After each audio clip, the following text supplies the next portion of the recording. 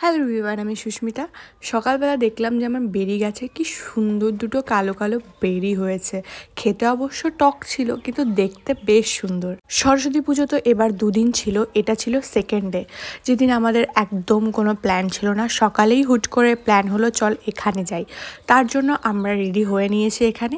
আর আমি পরেছিলাম একদম ইয়েলো কালারের একটা শাড়ি, যে শাড়িটার কিনা খুবই সুন্দর। সরস্বতী পুজোতে বেসিক্যালি লোকজন স্কুল কলেজ আশেপাশে যায়, বাট আমরা ডিসাইড করলাম আমরা কৃষ্ণনগর যাব।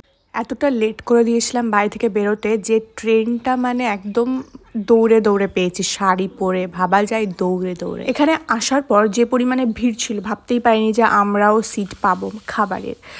টোকেন কেটে খাবার খেতে হয়েছে, এতটা ভিড়। আর আমরা ফার্স্টে অর্ডার করেছিলাম কি একটা ছিল, নাম ভুলে গেছি, যাই হোক, কিন্তু বেশ ভালো খেতে ছিল। তারপরে ছিল পিৎজা, যেটা কিনা ভালো ছিল, মানে পিৎজা অবধিই খুব ভালো খেতে ছিল। আমাদের এক্সপেকটেশনটা বেশি হাই হয়ে গেছিলো। তারপরে আমি কোনো একটা ভিডিওতে দেখেছিলাম যে এরকম চিংড়ি পোলাও নাকি খুব ভালো খেতে এখানে, তো আমরা সেই মতো অর্ডার করলাম, বাট আমাদের অত খাস লাগেনি, নর্মাল ভাতই লেগেছে।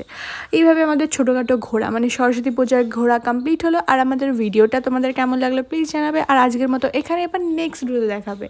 তো আজকের মতো বাই। আর চ্যানেলটা সাবস্ক্রাইব করা না থাকলে সাবস্ক্রাইব করে দেবে।